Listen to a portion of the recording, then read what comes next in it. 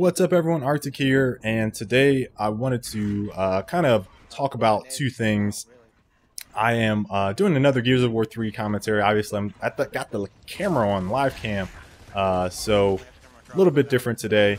But I wanted to talk about a few things. I've been getting quite a few questions, and I wanted to talk a little bit about King of the Hill. This is a gameplay from our scrimmage against Get Bronco. I posted the first strategy development or the second strategy development episode with a gameplay commentary from our Get Bronco scrimmage, which was like last week or something like that. But I wanted to talk about a few things. First off, let me start with King of the Hill.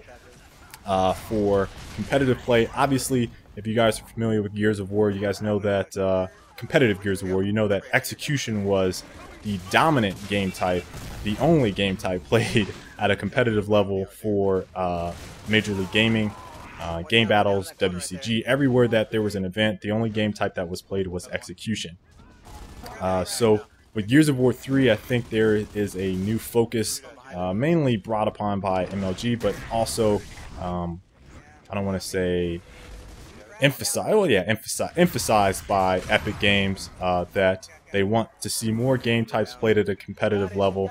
They want to see more maps. They want to see more of these popular game types. Obviously, the most popular game type right now, based off of the playlist numbers, is TDM, hands down, just blowing away King of the Hill and Execution. Execution is like an afterthought now in terms of the number of people playing them on a ranked and quick match, public match level. So obviously, I think it's a big reason that MLG and Epic are pushing to have these on a competitive level so that people can spectate them and have a general interest and know what's going on in the game. So I think that's really important for the future of competitive Gears, is to have these game types and figure out how they can work. Whether or not they do fully work and function at the highest competitive level, obviously that probably could be disputed.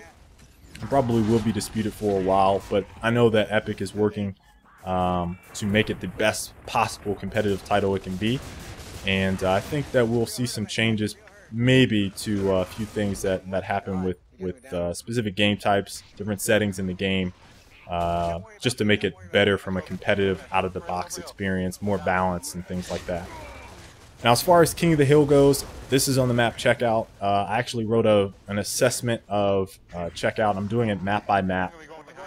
But competitively, King of the Hill is probably one of the better game types for Checkout. I don't necessarily like the spawn allocations on Checkout. So there's 4 spawns. You can spawn at the red base, the blue base, Checkout, which is the digger sniper, or you can spawn at electronics, which is, where the mulcher is at. That's photo, and electronics is behind that, back at this cabinet where I just spawned right here. So, with the spawn allocations and the hill allocations, I think it kind of throws it off just a little bit on Checkout. You have 3 hills that spawn towards electronics. So you have the grenade spawn, which is the center spawn.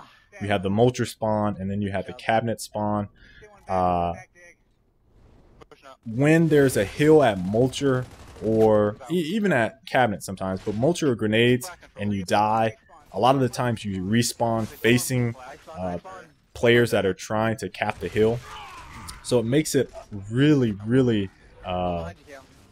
annoying, I guess. I don't want to say it doesn't break the game, but it just, the way the spawn system flows, and it's really hard for me to understand right now, but just because I haven't looked at the spawn system in depth, but it just feels a little too chaotic after you fully wipe a team. And because there's wave respawns, you don't know if they're going to spawn in 5 or 10 or 15 seconds. It makes it a little bit more difficult to really secure hills in a timely manner. I'm not saying that's necessarily bad. It makes the gameplay kind of more chaotic and exciting.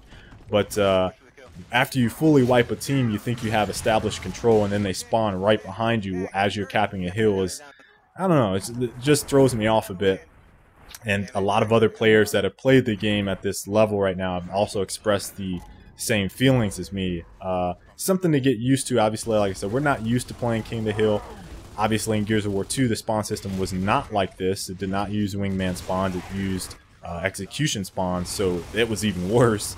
But it's something that we're trying to get used to, trying to get adjusted to, and I think it'll take a while before it fully sets in and we understand how the spawn system works, and where people need to be to set up on certain hills just to make the experience a little bit better. Fallout got hit by a touchdown pass right there.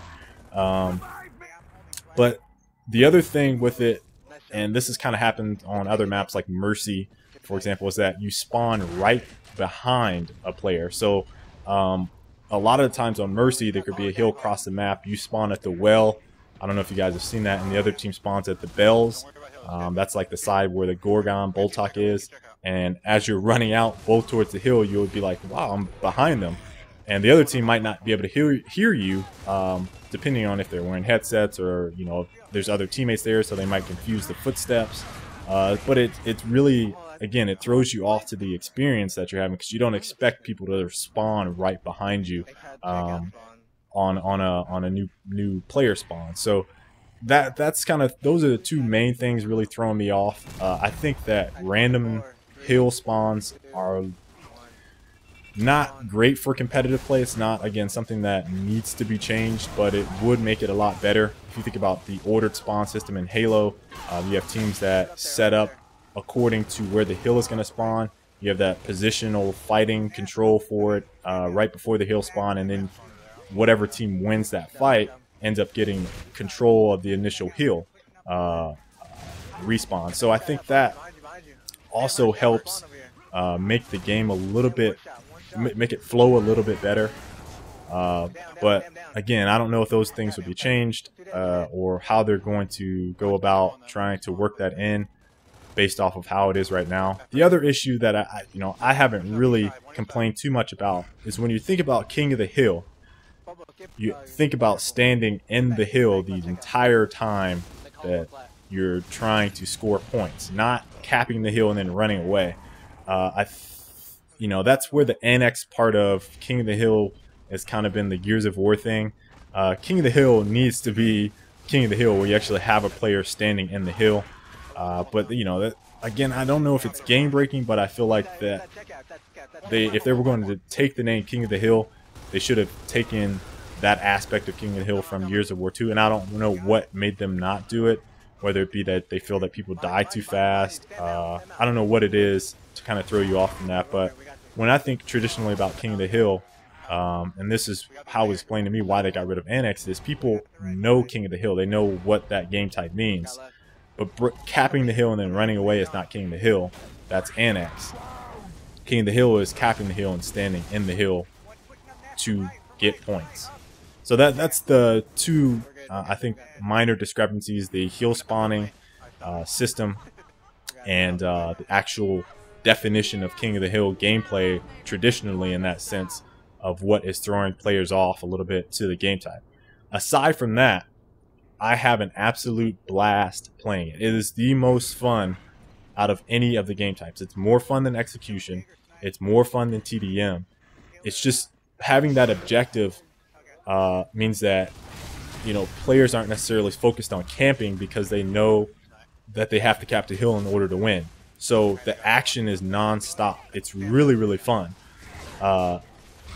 Those little minor tweaks that I think would make it better would improve the gameplay, but the fact that players are focused on capping hills keeps the action flowing. I feel like it's really, really going to be a spectator-friendly game type. That being said, a spectating option would be nice, but I think it's phenomenal to watch, and a lot of people that have watched this gameplay either on our channel, when we've seen live events with it. Obviously, the only one would be the MLG event, the exhibition. A lot of people seemed excited for King of the Hill. If you talk to players that have played it a lot, they'll tell you the same thing. It's really fun to play. It's just those minor things are kind of annoying to it. Now that that's out the way, I do want to address you guys directly and answer a few questions that I have received. The first one is, how do you do commentaries, or what capture card am I using in mic? I was previously using the HD PVR the Hauppauge HD PVR. It runs you if you find it on eBay, you can get it for like $150. The lowest one I've seen is probably about $100, but they sell anywhere from $100 to $200 new. And the other thing I use is for a microphone for actually recording audio is the Samson C10, I believe it is, C10U. Can't remember off the top of my head. I think that's right. But those are the two things I use. I'm actually testing another capture card. It's called an AmazYn HD DVR. I'll put the links to this information down below. It runs you new about $169, so it's actually cheaper than the Hauppauge new, and it records with about the same quality. It uses the same software, which is Total Media Extreme, and it's really one click and you start recording. The AmazYn, I will actually be doing a first look video of that here pretty soon. Been trying to get all this gear stuff squared away, get the schedule down, then I can start back into my reviews and whatnot. But that's how you need a capture card, you need a microphone. You can use a headset mic, any microphone will do to actually record audio. If your TV or your computer has a microphone, you can use the onboard mic on that. Whatever you need to do. But that's how you do it. The program that I use to record voice is called Audacity. It's a free program. A lot of these things are typically used in the commentary community. The people that do machinima or just do general gameplay commentaries, they use a lot of the same things. So simply doing a Google search or looking on YouTube, you'll find almost all of the information that you need, because I know I'll get more questions directed to it. So I'm just going to point people to this video. But those are the things you need for commentary. You need a capture card and you need a microphone and some software. Now, as far as video editing goes, I use Adobe Premiere. I've used everything though. I've used the Roxio game capture software, which is kind of similar to Premiere. I've used Sony Vegas. I've used Windows Movie Maker. I've used so many different editing programs. I've used iMovie. I've used everything, just everything. I've just everything. And a lot of people, I think that kind of intimidates them. Is, you need all this equipment and needed to do all this stuff. I remember my first video I did was on one of the little small handy cams, and the first commentary I did, I'd set up a table, and then I had like this awful Logitech microphone. It was like 20 bucks, and I just started doing it. That's the biggest thing with a lot of people that ask these questions about it. You just have to start doing it.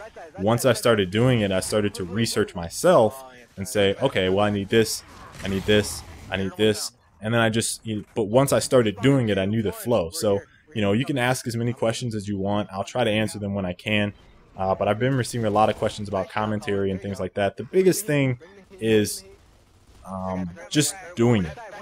Getting a capture card. You can get those for like 60 bucks, 50 bucks, 40 bucks, and just starting. It doesn't matter if it's an HD really. You just need to start doing it and get involved, because once you start, it gets easier and easier and easier the more you do it. So do not let equipment hold you back. Number one rule, do not let equipment hold you back. Just start doing it, because you'll just keep telling yourself, I need this, I need this, I need... No, you don't. You just need to start doing it. That's the only thing you need to do. Just start doing it, and then it'll just get easier and easier and easier. So that's the major thing I wanted to talk about is, a lot of people asking me about what equipment I'm using and things of that nature. And the other thing I kind of wanted to touch on was how I became a partner. I've written a few things about it. How I became a YouTube partner, not Machinima. Machinima is a little bit different, but I started with doing reviews. So I did reviews for headsets, and then I did like gaming controllers, peripherals, accessories, and things like that. And I also do a lot of writing on my blog. So I started off with doing reviews on that, because I didn't feel like gameplay and commentary was the way to go to get a YouTube partnership. So I picked something that I was interested in, and I started reviewing it because I use it a lot, and I feel like I can articulate myself well enough for people to kind of understand what I'm saying about a product. So that's how I got into YouTube partnership. After I established a few videos, I think my first one was the Astro A40 headset. Not the BXRs. It might have been green BXR, so that would have been like 2009 edition. So now we're on 2011. So this was like 2 years ago. And I applied for sponsor or partnership. That process took like 6 months. And I got accepted based off of the video content that I had. Didn't have any negative strikes against my account, so it wasn't like I had some copyright infringement and things like that. Because if you have anything on your account, like, it doesn't matter how old it is, they will not accept that account. Just so you guys know. So if you guys are hosting gameplay that's not yours, if you're taking it from somewhere else and ripping it, you're not going to get in. Trust me, you will not get in. They will do everything in their power to keep you from getting a partnership. So make sure your content is original. Make sure that I don't really think that gameplay is the way to go. You might be better trying to get a machinima partnership, which I might talk about in another video. But the biggest thing is, you know, creating your own content, finding something that you enjoy, and then trying to make videos on it, and then building your audience.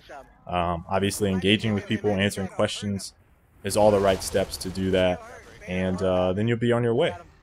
That is about the end of this gameplay. I hope you guys enjoyed it. I didn't talk too much about the actual gameplay itself, but King of the Hill is really fun. You need to play some competitive King of the Hill. There's no sawed off, baby. No sawed off. Snasher. Snasher heaven. But I'll catch you guys later. Alright? Peace.